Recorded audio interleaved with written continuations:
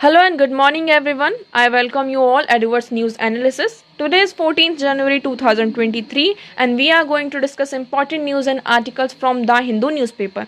So let's see what important news we got today to discuss. जैसा कि आप देख सकते हैं हमारा फ्रंट पेज है। यहाँ पर हमारे पास आज दो न्यूज़ है जो हमें डिस्कस करनी है।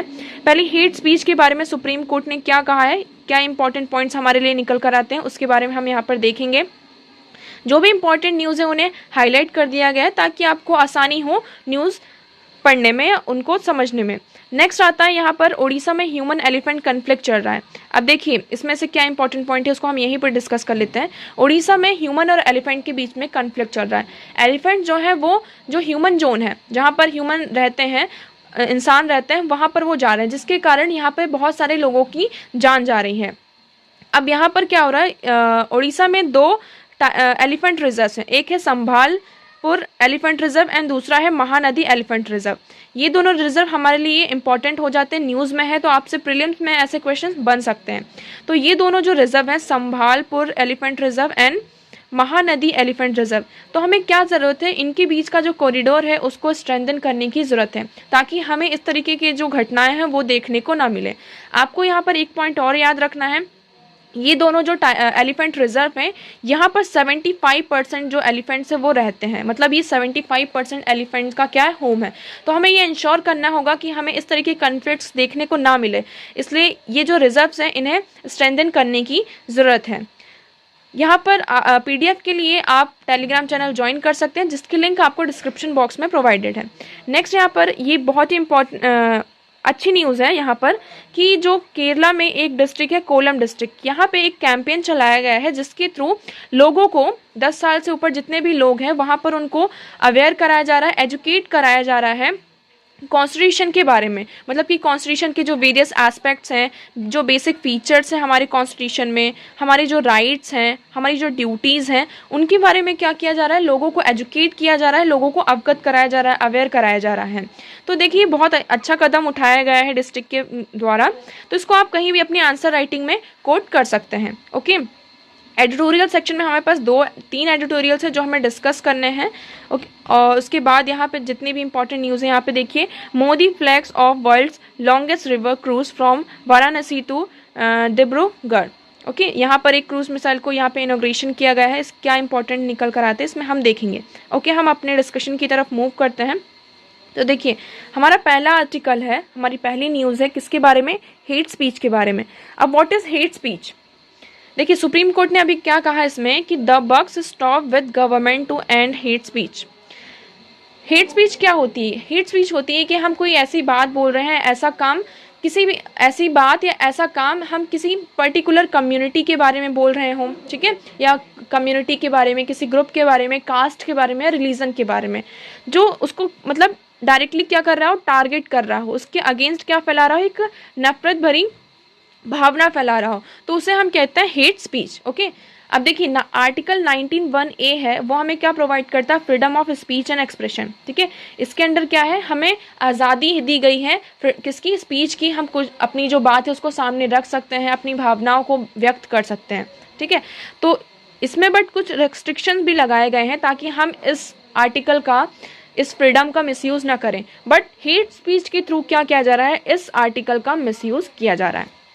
अब हेट स्पीच में क्या होता है कि लोगों की भावनाओं जो होती हैं, उनकी जो सेंटीमेंट्स होते हैं किसी पर्टिकुलर कम्युनिटी के, उनको हर्ट किया जाता है। तो हमें क्या करना है, इसमें सुप्रीम कोर्ट ने ये कहा है कि गवर्नमेंट को यहाँ पर क्या करना होगा, स्टेप इन करना होगा। गवर्नमेंट को यहाँ पर सामने आएगा, कभी भी जब ऐसी घटनाएं होती हैं, इस तरीके की चीज़ें होती हैं, तो गवर्नमेंट को सामने आना होगा। क्योंकि गवर्नमेंट कभी कभी क्या होते हैं, गवर्नमेंट की पार्टी से कभी कभी कुछ लोग ऐसे आ जाते हैं जो किसी पर्टिकुलर कम्युनिटी की तरफ इस तरीके की स्पीच को फैलाते हैं। तो इससे क्या होता है, लोगों के बीच में क्या होता है, दुश्मनी आ जाती है, नफरत भरी भावनाएं आ जाती। तो देखिए यहाँ पर क्या कहा जा रहा है कि government should step in when religious freedom, harmony and orderly progress are gravely affected.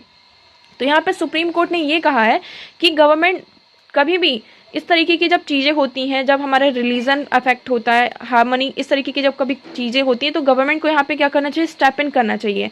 कदम बढ़ाना चाहिए, एक्शन लेने चाहिए, ताकि हम इन सब चीज़ों को रोक सकें। अब देखिए, इसको क्रिमिनलाइज करने के लिए हमारे कॉन्स्टिट्यूशन में बहुत सारे सेक्शन भी है, जैसे कि आईपीसी सेक्शन 153A। इसके अंदर क्या किया गया है कि क्रिमिनलाइज किया गया है कि ऐसा criminalisation of promotion of enmity between groups of people on ground such as caste, religion, place of birth, language. मतलब कि यहाँ पर अगर कोई आप ऐसी चीज़ें कर रहे हैं जो कि लोगों के बीच में इस तरीके की भावनाएं, नफरत भरी भावनाएं पैदा कर रहे हैं, तो उसको क्रिमिनलाइज किया गया है। 298 सेक्शन 298 के अंदर भी यहाँ पे ऐसी स्पीच को क्रिमिनलाइज किया गया है जो किसी रिलीजियस सेंटीमेंट पर, किसी भी पर्सन के जो रिलीजियस सेंटीमेंट से उसको हर्ट कर रहा है, तो उसको यहाँ पे क्या किया है, क्रिमिनलाइज किया गया है। अब देखिए, यहाँ पे जस्टिस ने जो है हमारे सुप्रीम कोर्ट के, उन्होंने क्या कहा है, The anchors and panelists have to be very clear that they cannot go on TV and speak their minds, whichever way they say want. That is not the exercise of freedom. Freedom comes with responsibility. अब देखिए, यहाँ पे media भी बहुत बड़ा important role play करती है, क्या करने में, हेट स्पीच को फैलाने में। किस तरीके से, जैसे आपने देखा होगा जो कुछ पर्टिकुलर न्यूज़ चैनल होते हैं, वो क्या होते हैं, वो क्या करते हैं कि किसी पर्टिकुलर कम्युनिटी की तरफ उनका ज़्यादा झुकाव रहता है, और किसी जो दूसरी कम्युनिटी है उसकी तरफ उनका जो रहता है हेट रहता है, तो वो उसके अगेंस्ट ऐसी ऐसी बातें बोलते हैं, इस तरीके की चीज़ें बोलते हैं जो उनके अगेंस्ट होती हैं, उनके जो सेंटीमेंट्स हैं उनको हर्ट्स करती हैं।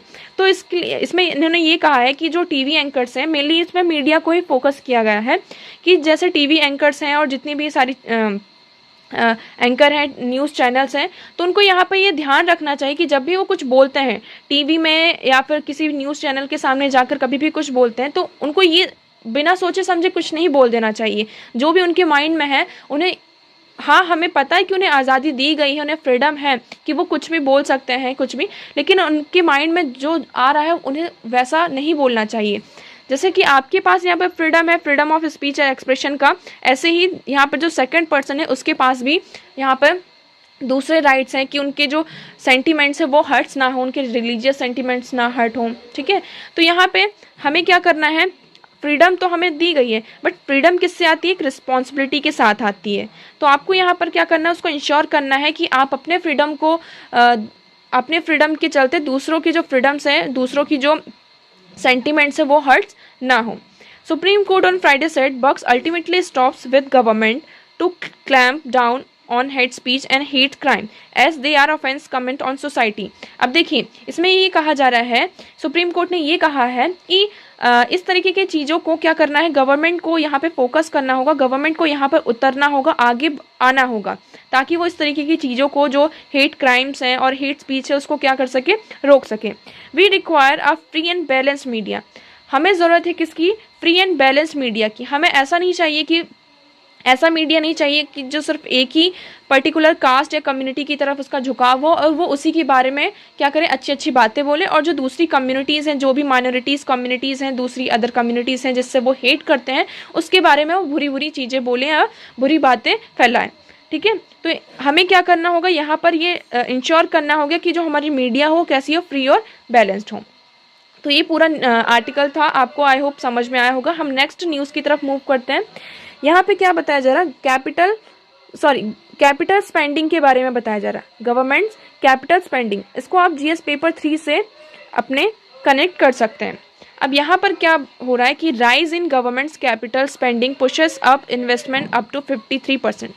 देखिए, जो स्पेंडिंग होती है, कैपिटल का जो एक्सपेंडिचर होता है, गवर्नमेंट जो होती है वो दो तरीके से स्पेंड करती है।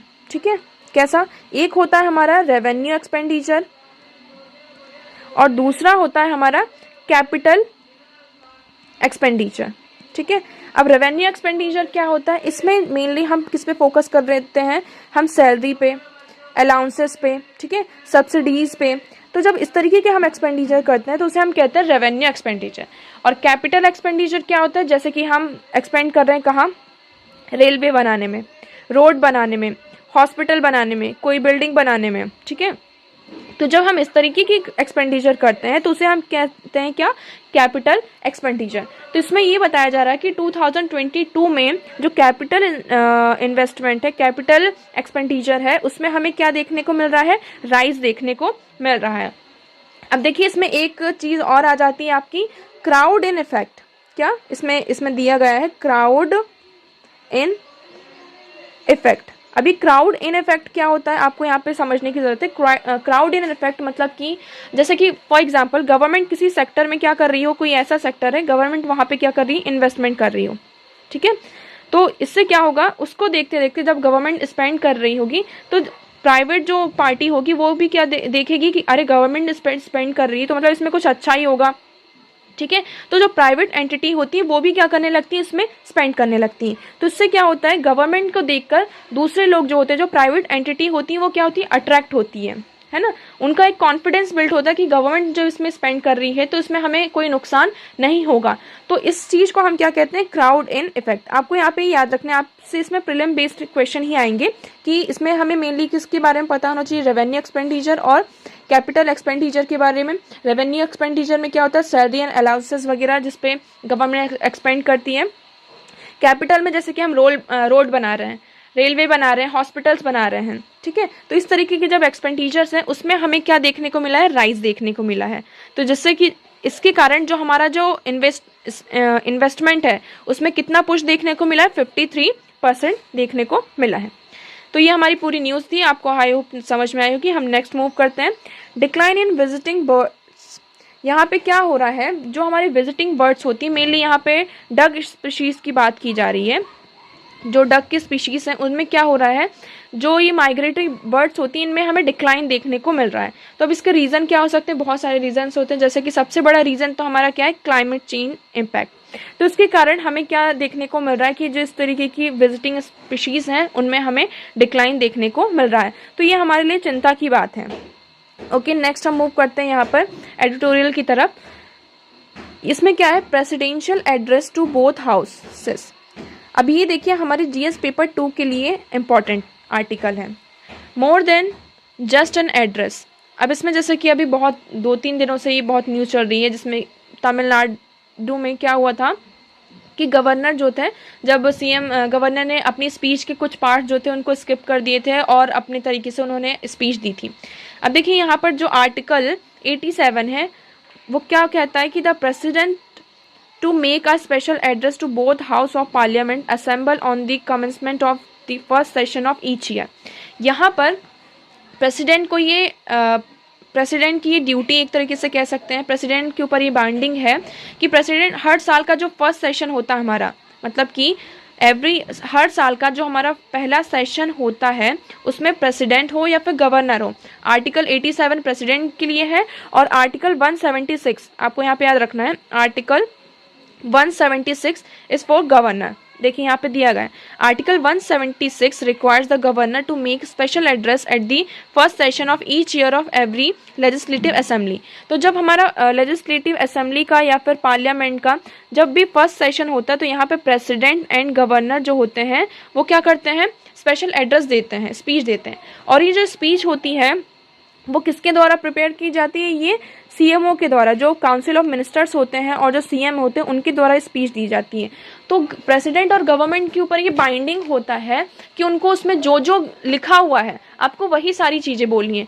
बट इसमें ये इशू क्या आ गया था कि तमिलनाडु में जो गवर्नर थे उन्होंने बहुत सारे जो पार्ट्स थे स्पीच के उनको स्किप कर दिए थे, जैसे कि द्रविडियन मॉडल वगैरह, इस तरीके के जो द्रविडियन स्कीम, द्रविडियन मॉडल, तो इस तरीके के जो कुछ वर्ड्स हैं उनको स्किप कर दिया था, जिसके कारण ये इशू आया। अब देखिए इसमें पहले भी कहा गया है कि जवाहरलाल नेहरू ने इसमें एक कमेंट दिया था कि लोकसभा ऑन फरवरी 2020 1960 में उन्होंने कहा था कि president's address is nothing but a statement of a policy of government. जो प्रेसिडेंट और गवर्नर जो एड्रेस करते हैं हाउस को, तो वो कोई एक ऐसा जो गवर्नमेंट की जो पॉलिसीज़ होती हैं उनके बारे में एक स्टेटमेंट होता है, उनके बारे में वो सारी चीज़ें बताते हैं कि गवर्नमेंट किस तरीके से काम करने वाली है, उनका क्या पॉलिसी रहने वाली, तो ये सारी चीज़ें होते हैं। तो इसमें अगर कुछ गलत भी होता है, इस स्टेटमेंट में, इस एड्रेस में अगर कुछ गलत भी होता है तो इसके लिए जो प्रेसिडेंट होता है उनके ऊपर कोई भी आरोप नहीं लगेगा कि उन्होंने ऐसा, उनके ऊपर कोई भी ब्लेम नहीं लगेगा। जो भी ऑब्जेक्शनेबल पॉइंट उन पे कोई भी ऑब्जेक्शन नहीं उठाएगा कि ये ऐसी चीज़ें प्रेसिडेंट ने बोली है, उसके लिए कौन रिस्पॉन्सिबल होगा? जो हमारी सीओ में काउंसिल ऑफ मिनिस्टर है और सीएम है, वो हमारे लिए, या फिर जो हमारी चीफ मिनिस्टर है, प्राइम मिनिस्टर है, वो रिस्पॉन्सिबल होंगे। इसके लिए हमारे लिए प्रेसिडेंट जो है वो रिस्पॉन्सिबल नहीं होंगे।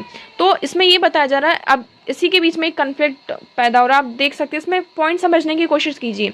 यहाँ पर क्या हो रहा है, दो बॉडी है, एक गवर्नर, ठीक है, गवर्नर या प्रेसिडेंट, आप इसको दोनों लेवल से, स्टेट और सेंट्रल लेवल दोनों से मानिए, और यहाँ पे दूसरी बॉडी है क्या, सीएमओ, ठीक है, दोनों ही कॉन्स्टिट्यूशनल बॉडी हैं, ठीक है। तो अब इनके बीच में हमें कन्फ्लिक्ट देखने को मिल रहा है कि किसके पास कैसी पावर है, ठीक है, किसके पास ज़्यादा पावर है, किसके पास ज़्यादा पावर नहीं है।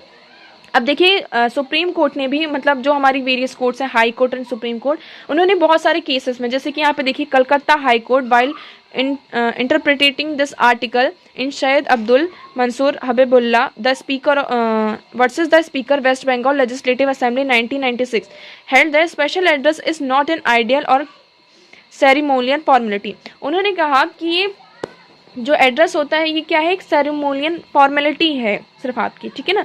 It keeps the member inform about the executive policies and the legislative programmes of the state government. तो ये जो एड्रेस होता है गवर्नमेंट या गवर्नर एंड प्रेसिडेंट के द्वारा, ये क्या होता है, एक ये बताता है लोगों को, ये बताता है जो मेंबर्स होते हैं उनको किसके बारे में इन्फॉर्म करता है, जो गवर्नमेंट की एग्जीक्यूटिव पॉलिसीज़ हैं, लेजिस्लेटिव प्रोग्राम्स हैं, उनके बारे में सिर्फ एक इन्फॉर्मेशन प्रोवाइड करता है मेंबर्स को, इससे ज़्यादा और कुछ नहीं। तो इसमें ऐसा कुछ भी नहीं है कि गवर्नर और जो प्रेसिडेंट है उसमें से वो कुछ भी, कोई भी पार्ट उसको स्किप करें। Okay, high court further observe that non delivery of special address hampers legislative debates and budgetary criticism. इसमें ये भी कहा जा रहा है कि हमें ये बहुत बार देखा गया है कि इस तरीके के जब केसेस आते हैं, स्पेशल एड्रेस होते हैं, तो अगर इसमें हम कोई भी चीज़ें स्किप कर देते हैं, जैसे गवर्नर या प्रेसिडेंट कुछ भी स्किप कर देते हैं, तो इसमें क्या होता है कि क्या करता है, जो लेजिस्लेटिव डिबेट्स होती है उसको हैम्पर करता है, ठीक है ना। It is serious impropriety of any governor. It is serious impropriety of any government or even the president to omit several paragraphs from speech.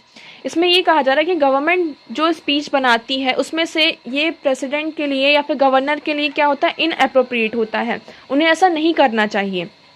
Supreme Court held that constitutional convention are as much part of constitution as it written text. अब देखिए इसमें ये बताया जा रहा है जो constitution में रिटन है वहाँ पे हमें यहाँ पे दोनों बॉडीज़ के बारे में बताया गया है। ये दोनों जो गवर्नर हैं हमारी और प्रेसिडेंट हैं, ठीक है, नेक्स्ट हमारा सीएमओ आ जाता है। तो ये दोनों कैसी बॉडी हैं, कॉन्स्टिट्यूशनल बॉडी हैं। तो यहाँ पर हम इन दोनों को एक दूसरे के साथ चलना चाहिए, मतलब कि एक दूसरे के साथ मिलकर चलना चाहिए। यहाँ पर हमें ये नहीं इंश्योर करना चाहिए कि इनके बीच में हमेशा कन्फ्लिक्ट चलता रहे। अगर इस तरीके की चीज़ें चलती रहेंगी तो हम किस तरीके से हमारी जो डेमोक्रेसी है उसको इंश्योर कर सकते हैं, हमारी जो पॉलिसी प्रोग्राम है, वेलफेयर स्कीम्स हैं, उनको हम इंश्योर कर पाएंगे। हम अपनी डेमोक्रेसी को ही अच्छे से इंश्योर नहीं कर पाएंगे। तो हमें यहाँ पे ये लाना होगा कि इनके बीच में कोई भी ऐसे कन्फ्लिक्ट्स ना आए। These conventions fill the intersides of written constitution and enable effective coordinate between the legislative, executive and judiciary. Special address of the governor is important constitutional duty which is performed with the aid and advice of the council of minister with the chief minister at the head. अब इसमें यही सारी चीज़ें बताई जा रही हैं कि ये जो गवर्नर का स्पेशल एड्रेस होता है ये एक इम्पॉर्टेंट कॉन्स्टिट्यूशनल ड्यूटी है। ये गवर्नर और प्रेसिडेंट की क्या है, एक ड्यूटी है, कॉन्स्टिट्यूशनल ड्यूटी है। यहाँ पे कॉन्स्टिट्यूशन में ये गिवन है। अब यहाँ पर क्या हो रहा है, जो गवर्नर है अपनी कॉन्स्टिट्यूशनल ड्यूटी को ही फॉलो नहीं कर रहे, मतलब कि उसको इंश्योर नहीं कर रहे हैं, वही नहीं अपनी परफॉर्म कर रहे हैं। तो इसके कारण क्या हो रहा है, आप किसका वॉल्यूशन कर रहे हैं, आप कॉन्स्टिट्यूशन का वॉल्यूशन कर रहे हैं, ठीक है। तो इसमें ये पॉइंट्स आ जाता है। अब जैसे ये जो कॉन्सेप्ट है कि गवर्नर या प्रेसिडेंट जो होंगे, जो हमारा फर्स्ट सेशन होता है असेंबली का, उसको एड्रेस करेंगे। ये कहाँ से लिया गया है, यूके से लिया गया है। यूके में भी जब फर्स्ट असेंबली का फर्स्ट सेशन होता है तो वहाँ पे के जो किंग और क्वीन होती हैं वो क्या करते हैं, एड्रेस करते हैं असेंबली को।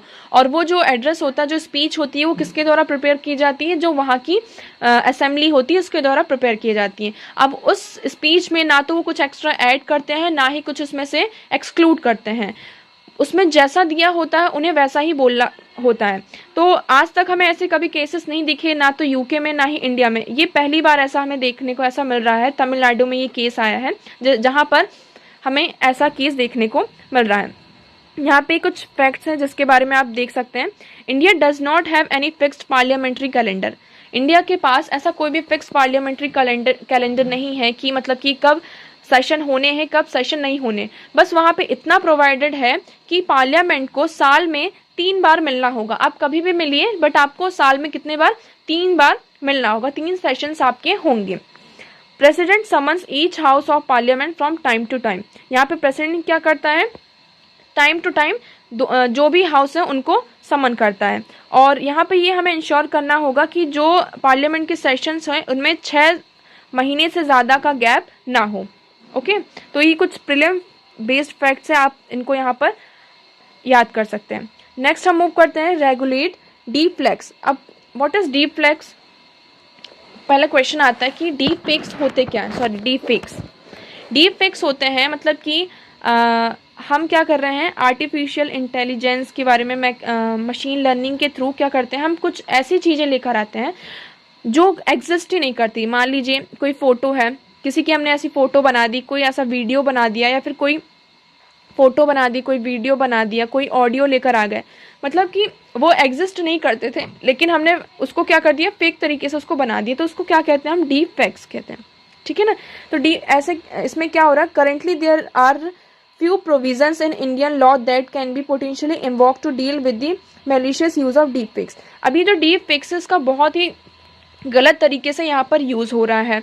अब देखिए यहाँ पर deepfakes के कारण यहाँ पे क्या क्या मिसयूज़ हो रहा है, इसका इशू क्या आ रहा है। deepfakes के कारण देखिए यहाँ पे मिस इन्फॉर्मेशन फैलाई जा रही है। ठीक है, deepfakes के थ्रू हम यहाँ पे क्या कर सकते हैं, मिस इन्फॉर्मेशन। ठीक है, नेक्स्ट क्या आती है, सिक्योरिटी पे थ्रेट आता है। नेशन की जो सिक्योरिटी है उस पे बात आती है। नेक्स्ट फिर क्या आता है, हम किसी भी पॉलिटिकल पार्टी को डिफेम कर सकते हैं। डीपफेक्स, हमने उनका ऐसा कोई वीडियो बना दिया, ऐसी कोई पिक्चर्स ले आए, कुछ ऐसा कर दिया जिसके कारण हम उस पॉलिटिकल पार्टी को डिफेम कर सकते हैं, उसकी नज़रों से गिरा सकते हैं। यहाँ पे हमें बहुत सारे फ्रॉड्स देखने को मिल रहे हैं। इसका एक बहुत बड़ा एग्जाम्पल भी आप देख सकते हैं, फ्रॉड ऑन फाइनेंशियल लेवल। अब देखिए इसका एक एग्जाम्पल बताती हूँ मैं आपको कि क्या हुआ था। यूके की बात है ये। एक वहाँ की एनर्जी कंपनी थी, वहाँ पे एक ट्रिक अपनाई गई, एक सॉफ्टवेयर के थ्रू वहाँ पे ट्रिक किया गया। उन्होंने क्या किया, एक जर्मन की कंपनी बनकर, वहाँ के सीईओ बनकर उन्होंने उनसे बात करी, जिसके कारण वहाँ पे उनको बहुत सारा लॉस हुआ। इसमें आप देख सकते हैं, इसमें उनको कितना $2,20,000 तक का उनको क्या हुआ, नुकसान हुआ। तो इस तरीके के फेक वीडियोस बना के, फेक ऑडियो और फेक वीडियो ऑडियो इस तरीके की चीज़ें बना के और उसको इस तरीके से क्रिएट करते हैं कि वो हम उसमें ओरिजिनल कौन सा और फेक कौन सा, हम उसमें डिफ्रेंशिएट ही नहीं कर पाते। तो इसमें हम एक बार देख लेते हैं। Self regulation and no regulation can be disastrous as time.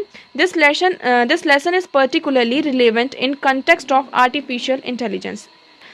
The lack of proper regulation creates avenue for individuals, firms and even non-state actors to misuse artificial intelligence. इसमें ये क्या कह रहा है कि अगर हमारे पास प्रॉपर रेगुलेशंस नहीं होंगे, जिसके कारण क्या, अगर इस तरीके के रेगुलेशंस अच्छे से उन बॉडी को रेगुलेट करने के लिए नहीं होंगे, तो जो भी इंडिविजुअल्स हैं, फार्म्स हैं, इवन नॉन स्टेट एक्टर्स हैं, वो क्या कर सकते हैं, जो हमारी आर्टिफिशियल इंटेलिजेंस है उसका मिसयूज़ कर सकते हैं। Legal ambiguity coupled with lack of accountability and oversight, it is potent mix of disaster. Policy vacuums on deep fakes are perfect archetype on this situation। ठीक है, अब देखिए इससे इशू क्या क्या आ रहा है। Deep fakes video can be use to spread misinformation and propaganda. अब हम इस तरीके की वीडियो बना सकते हैं, हम क्या कर सकते हैं, मिस इन्फॉर्मेशन को स्प्रेड कर सकते हैं। This is seriously compromises public ability to distinguish between facts and fiction. अब ये क्या करता है, लोगों की जो एबिलिटी होती है, कौन सी चीज़ फेक है, कौन सी फैक्ट है, कौन सी रियल है, कौन सी फेक है, इसके बीच में हम क्या करते हैं, डिफ्रेंशिएट नहीं कर पाते हैं लोग इसमें। अब उसको आपने इतनी अच्छी तरीके से एडिट किया है, इतनी अच्छे से बनाया है कि हम यही पता नहीं कर पाते कि कौन सी रियल है और कौन सी फेक है। तो इसमें हम कभी कभी क्या होता है कि जो गलत चीज़ें होती हैं हम उसको आगे की तरफ बढ़ावा देते हैं, उसको स्प्रेड करते हैं। There has been a history of using deep fakes to depict someone in some compromising and embarrassing situation. अब देखिए, इसका जो डीप फेक्स है, इसका पोर्नोग्राफी में भी बहुत यूज़ किया जाता है। जो सेलिब्रिटीज़ वगैरह हैं तो इनका पोर्नोग्राफी में यूज़ किया जाता है। Invasion of privacy of the people and also to harassment. As technology advance making of such video will become much easier. अब जैसे जैसे टेक्नोलॉजी एडवांस हो रही है तो इस तरीके की जो वीडियोज़ हैं, फोटोज़ हैं, ऑडियोज़ हैं, तो उनको बनाने में अब बहुत ही ज़्यादा ईजी हो रहा है। अब डीप फेक से क्या हो रहा है, फाइनेंशियल फ्रॉड भी हो रहा है। तो ये सारे इशू हैं किससे, डीप फेक से रिलेटेड। अब हम नीड की बात करते हैं, वे फॉरवर्ड की बात करें तो यहाँ पे क्या, हमें नीड फॉर लेजिस्लेशन, हमें एक स्ट्रॉन्ग रेगुलेशन की, स्ट्रॉन्ग कानून की, यहाँ पे स्ट्रॉन्ग लॉ की ज़रूरत है जो कि क्या कर सके, इस तरीके की चीज़ों को रोक सके। हमारे पास अभी करंट में क्या क्या प्रोविज़न है उनकी बात करते हैं, इंडिया में बात करते हैं। और देखिए, चाइना में पहले से ही इसके लिए यहाँ पे रेगुलेशन आ चुके हैं। चाइना इन सब मामलों में बहुत ही ज़्यादा आगे है, तो वहाँ पे वो क्या करते हैं, उन्होंने बहुत सारे यहाँ पे पहले से ही रेगुलेशन लाए हैं और यहाँ पे उनके लिए बहुत ही बुरी पनिशमेंट भी इनको प्रोवाइड की गई है। ताइवान भी क्या कर रहा है, अपने जो उनके जो आर्टिफिशियल इंटेलिजेंस एक्ट है उसमें वहाँ पे वो अमेंडमेंट ला रहा है। क्यों, क्योंकि जो चाइना क्या कर रहा है, वहाँ पे ये बात आ रही थी कि चाइना फेक वीडियोस वगैरह बनाकर ताइवान के लोगों को दिखा रहा है, जिसके कारण वहाँ पे जब इलेक्शन होते हैं तो वहाँ की गवर्नमेंट में, मतलब कि वहाँ की पॉलिटिकल पार्टी के बीच में उनको डिफेम किया जा रहा है। तो वहाँ पे ताइवान में भी क्या किया जा रहा है, उनकी जो पॉलिसीज़ है उसमें अमेंड किया जा रहा है इसको टैकल करने के लिए, डीप फेक्स को। अब इंडिया की बात करते हैं। Currently very few provisions under the Indian penal code and information technology act 2000 can be potentially invoke to deal with malicious use of deep fakes. हमारे पास यहाँ पर इंडियन पिनल कोड के अंदर बहुत ही कम फैक्ट्स हैं, यहाँ पर बहुत ज़्यादा फैक्ट्स नहीं। अब देखिए, section 500 of the IPC provide punishment for defamation. यहाँ पे हमारे क्या है, अगर आप कोई डिफेमेशन कर रहे हैं तो उसके अंडर यहाँ पे पनिशमेंट है। Section 67 and 67A of the information technology act punish to sexually explicit material in explicit form. यहाँ पे पनिशमेंट है किसके लिए, सेक्शुअली एक्सप्लिसिट मटेरियल के लिए। अब यहाँ पे ये भी नेक्स्ट क्या आ जाता है, representation of people act 1951 includes provision prohibiting the creation और distribution of false and misleading information about candidates. मतलब यहाँ पर क्या है, प्रोविज़न है, इसको ये पूरी तरीके से प्रोहिबिट है, उसमें बैन है कि आप कोई ऐसी फॉल्स या मिसलीडिंग इन्फॉर्मेशन किसी भी कैंडिडेट के बारे में नहीं फैलाएंगे। यहाँ पे इलेक्शन कमीशन ऑफ इंडिया ने भी कुछ रूल सेट किए हैं, जिसमें कि उन्होंने क्या कि registered political parties and candidate to get pre approval for all political advertisements and electronic media. यहाँ पर ये बताया गया है कि जितनी भी पॉलिटिकल पार्टी हैं तो उनको ये उनके लिए रूल सेट किया गया है कि जो भी कैंडिडेट्स हैं, पॉलिटिकल पार्टीज़ हैं, उनको सबसे पहले क्या करवाना होगा, जब भी वो कोई भी अपना एडवर्टाइजमेंट करने जाएंगी, ठीक है, किसी भी प्लेटफॉर्म में, कोई भी इलेक्ट्रॉनिक मीडिया में या फिर किसी भी तरीके से, तो उसको पहले क्या करवाना होगा, इलेक्शन कमीशन के पास प्री अप्रूव करवाना पड़ेगा। उसके बाद ही आप क्या कर सकते हैं, अपना जो एडवर्टाइजमेंट है उसको आगे बढ़ा सकते हैं। These rules do not address the potential dangers posted by deepfakes content। अब देखिए, यहाँ पे कुछ रूल्स तो दिए हैं, हमारे प्रोविजंस तो हैं, बट ये सारी चीज़ें क्या कर सकती हैं, डीप फेक्स जो है उससे उसका जो पोटेंशियल है उसको एड्रेस नहीं कर रहे हैं। तो यहाँ पर हमें क्या ज़रूरत है, एक स्ट्रॉन्ग रूल की, स्ट्रॉन्ग रेगुलेशन की, स्ट्रॉन्ग लॉ की ज़रूरत है जो क्या कर सके, डीप फेक्स से डील कर सके। तो आई होप आपको ये सारी चीज़ें समझ में आई होंगी। नेक्स्ट हम मूव करते हैं नेक्स्ट हमारे न्यूज़ की तरफ। यहाँ पर क्या है, इंडिया श्रीलंका रिलेशन के बारे में बताया गया है। ये जीएस पेपर 2 के पर्सपेक्टिव से हमारे लिए इम्पॉर्टेंट हो जाता है। जैसा कि अभी आपको पता होगा, यहाँ पर जो हमारे एक्सटर्नल अफेयर मिनिस्टर हैं जयशंकर जी, वो क्या करने जा रहे हैं, टू विजिट श्रीलंका में डिस्कस डेट क्राइसिस। वो श्रीलंका जा रहे हैं और वहाँ पे मतलब ऐसा एज्यूम किया जा रहा है कि वहाँ की जो डेट क्राइसिस है उसके बारे में वहाँ पे डिस्कशन होगी। देखते हैं इसमें क्या इंपॉर्टेंट है। Officials said that while a full review of bilateral ties is on agenda, visit come amid efforts by Sri Lankan government to get written financial assurance from their closest and biggest creditors India and China on restructuring their debt। इसमें क्या हो रहा है, जैसे कि आप सभी को पता है कि अभी श्रीलंका में बहुत बड़ी फाइनेंशियल क्राइसिस चल रही है, तो इसको मतलब कि उसको हेल्प किया जा रहा है। श्रीलंका को बहुत जो कंट्रीज़ हैं, बाकी जो कंट्रीज़ हैं वो क्या कर रही हैं, हेल्प कर रही हैं। जैसे कि इंडिया हो गया, चाइना हो गया है, और भी जो अदर कंट्रीज़ हैं वो क्या कर रही हैं, उसको हेल्प कर रही हैं, ताकि हम क्या कर सकें, वहाँ की जो श्रीलंका को इस क्राइसिस से बाहर लेकर आ सकें। ठीक है, अब यहाँ पर क्या बताया जा रहा है, there is a need to make progress on their bail out plan being discussed with the International Monetary Fund. अब यहाँ पे इंटरनेशनल मॉनेटरी फंड में भी उनके कुछ ऐसे प्लान्स लेकर आ रहे हैं, ताकि वो क्या कर सके, जो डेट में श्रीलंका फंसा हुआ है उससे वो क्या कर सके, बाहर आ सके। यहाँ पे इंडिया क्या कर रहा है, जो हमारा क्वाड है उसके साथ मिलकर कोऑर्डिनेट कर रहा है। क्वाड में क्या, यूएस, जापान, इंडिया, तो उसके साथ वो बायलैटरल मीटिंग कर रहा है, ताकि वो क्या कर सके, तरीके निकाल सकें कि श्रीलंका की जो फाइनेंशियल क्राइसिस है श्रीलंका उससे ओवरकम कर पाए। तो इसमें बस यही सारी चीज़ें हैं। अभी जब ये विजिट होगी उसके बाद भी कुछ इंपॉर्टेंट पॉइंट्स निकल कर आएंगे, तो उसको हम आगे डिस्कस करेंगे। नेक्स्ट है आता हमारा, ये हमारे लिए रिलेवेंट हो जाता है किससे, GS paper 2 and GS paper 3 से, मैरिज ऑफ माइनर गर्ल्स। ठीक है, अब देखिए इसमें क्या बताया जा रहा है कि marriage of minor girls, Supreme Court to check legality of personal law.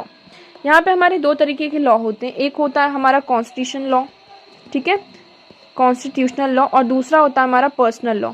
मतलब कि आप किसी भी ग्रुप से रिलेट करते हैं, जैसे कि आप मुस्लिम हैं, ठीक है, हिंदू हैं, जैन हैं, बुद्धिज्म है, तो इन सब के भी कुछ पर्सनल लॉज होते हैं, जिसके तहत वो क्या करते हैं, मतलब अपनी सारी चीज़ों को करते हैं, जैसे कि शादी करना है, डाइवोर्स लेना है, और भी अपने जो भी काम होते हैं उनको वो अपने पर्सनल लॉ की तरह से करते हैं। तो इसमें कंटेक्स्ट क्या है, उसमें ये बताया जा रहा है कि Supreme Court on Friday decided examine whether a girl as a young 50 year can enter into a wedlock of basic of customs of personal law when such marriages constitute of an offence in statutory law.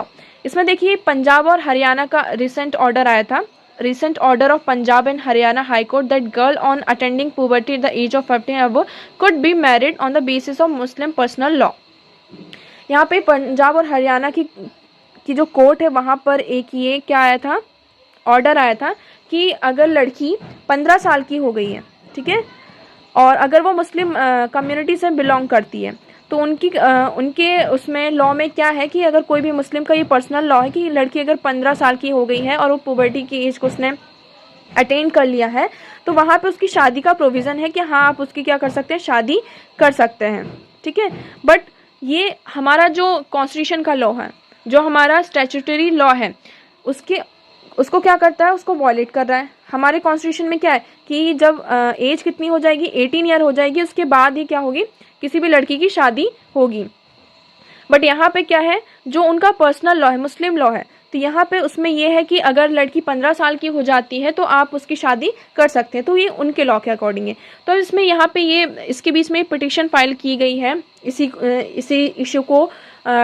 इसी issue के तहत ये petition file की गई है कि इसमें किसको फॉलो करना चाहिए, आपका जो पर्सनल लॉ है उसको फॉलो करना चाहिए या फिर जो हमारा कॉन्स्टिट्यूशन में प्रोविजंस हैं उसको फॉलो करना चाहिए। अब देखिए अगर हम पर्सनल लॉ फॉलो करते हैं तो इसमें क्या किसका वॉल्यूशन होता है, हमारे कॉन्स्टिट्यूशन का वॉल्यूशन होता है। जो कॉन्स्टिट्यूशन में हमारे लॉ दिए गए हैं, जो हम एक्ट लेकर आ रहे हैं, तो वो क्या करता है, उसको वॉलेट करता है। और अगर हम कॉन्स्टिट्यूशन में ये कॉन्स्टिट्यूशन की बात करते हैं कि कॉन्स्टिट्यूशन में ये दिया गया है कि 18 ईयर्स तक जब तक लड़की नहीं हो जाती तब तक आप उसकी शादी नहीं कर सकते हैं।